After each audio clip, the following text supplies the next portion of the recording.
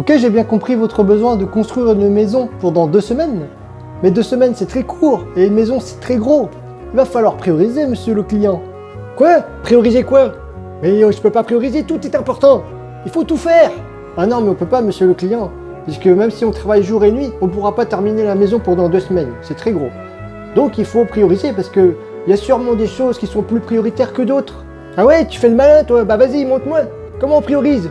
Bah par exemple, je pense que les toilettes sont plus prioritaires que la cuisine, parce que pour manger, vous pouvez vous prendre un sandwich dehors, alors que pour... c'est pas très hygiénique de faire ça dehors, non?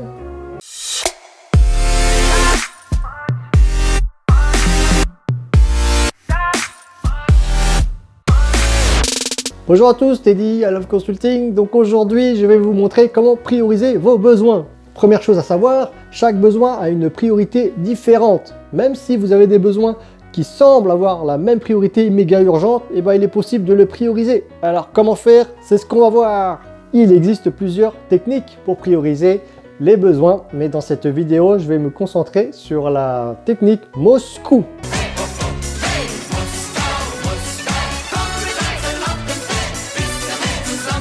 Ah, j'ai compris. En fait, il faut jongler avec les différents besoins. Et c'est les besoins qui restent qui sont prioritaires, c'est ça?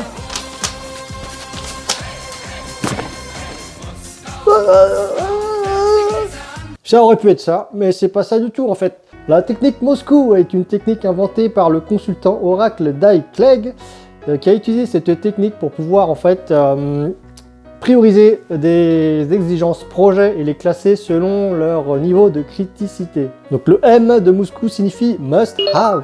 Donc on va mettre dans cette catégorie uniquement les prérequis et les fonctionnalités indispensables au projet. Donc c'est-à-dire que on ne met dans cette catégorie que les éléments sans quoi le projet ne peut pas être déployé ou mis en production. Le S de Moscou signifie should have. Et en fait, on va mettre dans cette catégorie les éléments sans lesquels le système peut opérer ou bien sans lesquels on peut mettre sur le marché le produit. Par contre, ce sont quand même des éléments très importants qui rajoutent énormément de valeur pour le produit final et donc la satisfaction du client final. Le C de Moscou signifie could have. Et dans cette catégorie, on va mettre donc des items ayant une faible priorité. En général, c'est juste des bonus ou bien des petits détails de personnalisation pour encore plus satisfaire le client. Le W signifie would have. Donc dans cette catégorie, on va mettre les idées qu'on a pour pouvoir améliorer le produit dans les prochains incréments, donc dans les prochaines itérations. Et cette catégorie est en fait un parking. Ce qu'on appelle un parking, c'est comme un parking de voiture et c'est là où on met nos idées en vrac pour les prochaines fois. Ah ouais, mais si j'ai beaucoup de must et de should, comment je fais pour prioriser là-dedans? Donc bien sûr, vous allez avoir plein d'éléments dans le must et dans le should, ou voire dans le could ou dans le would, on ne sait pas.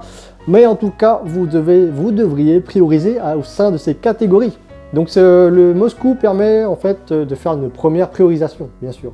Pour la deuxième partie de la priorisation, donc prioriser au sein de ces catégories de Moscou, on va utiliser le WSJF. Widest Shortest Job First. Le WSJF est une technique issue du framework SAFe et qui permet de prioriser en trouvant le bon équilibre entre la taille de travail et la valeur délivrée. Donc pour déterminer le WSJF, vous devrez estimer les besoins, donc le candidat à votre priorisation, selon les 3 critères suivants. Si vous ne savez pas estimer, je vous recommande chaleureusement d'aller faire un petit tour sur cette vidéo. Premier critère, la valeur métier. Deuxième critère, la criticité. Donc est-ce que le produit doit être mis sur le marché très rapidement? Et troisième critère, les opportunités engendrées. Donc est-ce que l'implémentation de notre produit peut engendrer des opportunités de marketing ou d'autres développements de services ou etc. Donc une fois que vous avez estimé toutes vos fonctionnalités selon ces 3 critères, vous additionnez pour chaque fonctionnalité les 3 critères et ça donne en fait un résultat qu'on va appeler le coût du délai.